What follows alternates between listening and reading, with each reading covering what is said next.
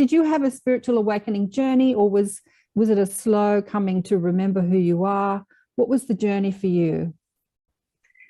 You know, if I'm really, really succinct and honest, I feel like I arrived on this planet like an alien and just went, whoa, what am I doing here?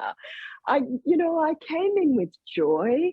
I remember choosing to come in. I remember that almost like the energy party we had where I was surrounded by just beings of the purest love. And that frequency of dissension, of coming in, really stayed with me, this feeling of camaraderie, of unity, of oneness, of harmony, of true friendship, of unconditional love. And then when you actually arrive on the planet through the normal birthing process, and even though I chose wonderful parents and a gorgeous, interesting environment, it wasn't the same. It was just, people weren't operating in this camaraderie and harmony and unity consciousness and unconditional love that I'd been hanging out in and that felt like my natural frequency. So I began looking a lot at the world very young, because I was born with freedom fighter family who'd come out of the Second World War. And I just thought, why is it vibing like this? What's going on here? And, my mother giving me specific food that was good in Europe and telling me to be really grateful because they'd come out of concentration camps with no food.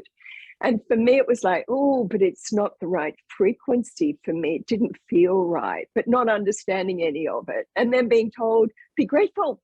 There are starving children in the world. And I go, why are there starving children? And so I became very socially conscious very young and went into prayer and just a simple, naive heart going, why? Why is it vibing like this? What's this about? Surely there's an energy that can take away all the hunger in the world.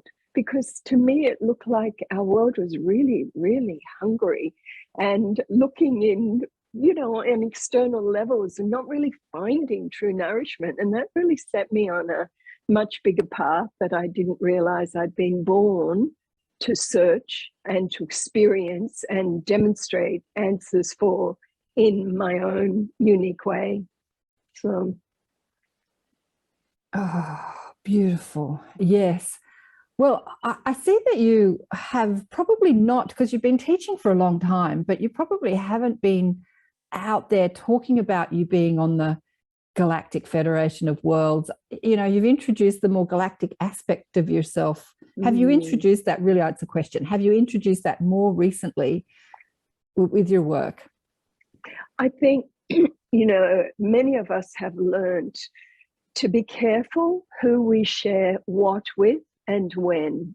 Because when we look at linear time history, the unique ones, the unusual ones, often have a history of persecution, like being burnt at the stake, being crucified, all sorts of things. And also in this world, I learned very, very young to be careful. Like I remember being 11 and wanting to talk about extraterrestrial existence and the meaning of life and so much more. And my friends, would say, oh, you'd be so much more interesting if you didn't talk about that. Why can't you talk about sport or boys or, clothing or whatever? And I was always out there. So you learn to be very circumspect. And we've had many gatherings since the early 90s where all of this would come through when the frequency was right, when the field was right.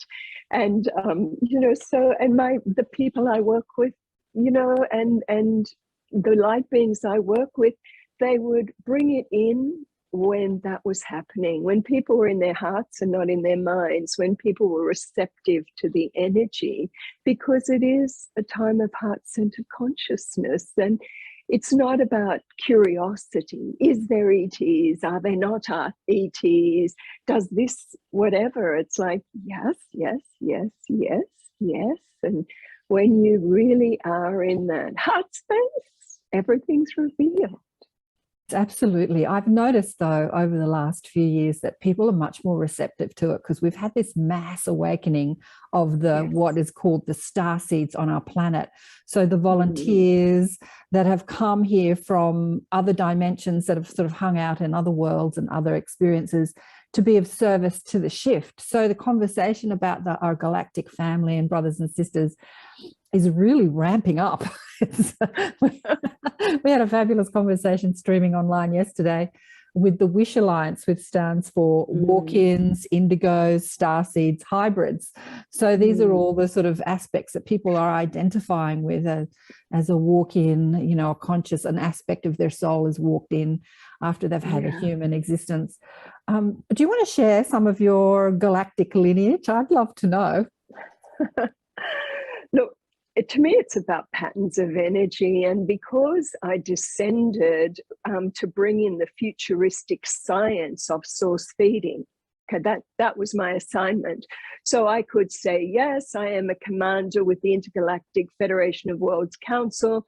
I've been trained in the Arcturian system with the higher light science.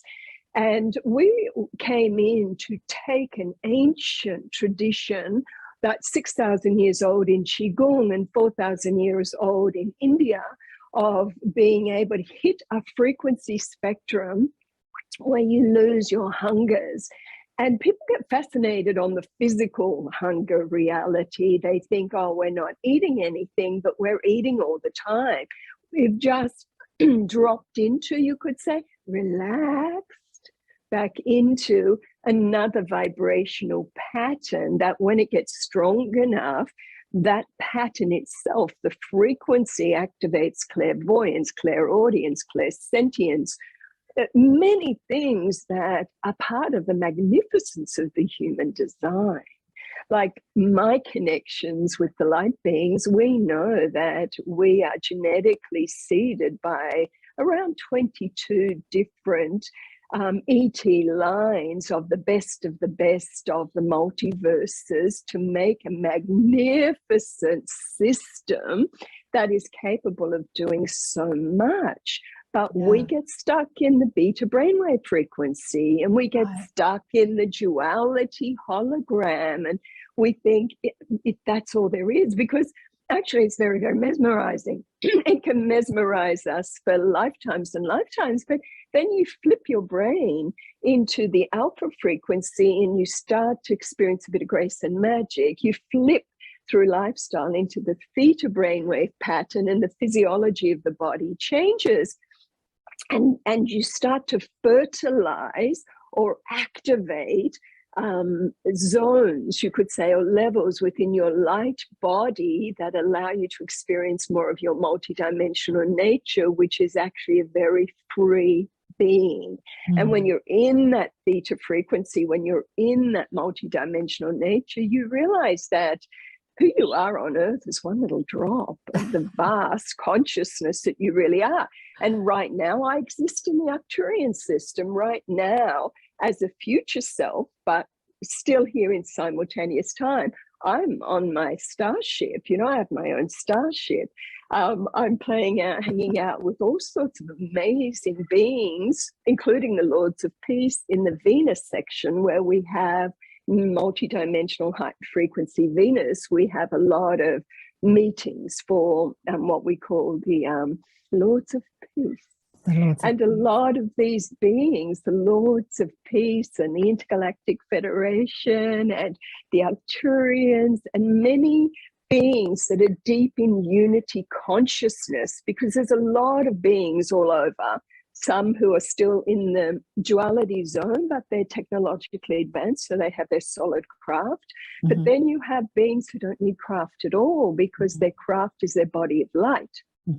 So they have the ability to phase in and phase out of any dimension at will, just because of the vibration that's dominant in their system, which is pure love, and pure love transcends everything. And that's what I came to understand with being nourished by prana, when you are saturated enough with pure essence, nature, energy, which is pure love, pure wisdom, and then power, you actually lose all your human hunger. You're just physically fed. You're emotionally fed. You're mentally fed. You're esoterically, spiritually fed, because you're opening to an energy flow that's always there, that's always pulsing through us, but it can be weak or it can be really strong. And when it's really strong, it's like, oh, wow, that's who I am. I'm not bound by linear time. Past, present, and future coexist around me. Parallel worlds exist around me. I am this vast, multi-dimensional construct. Now, what aspect of that do I, in the full now moment awareness, want to enjoy? Beautiful.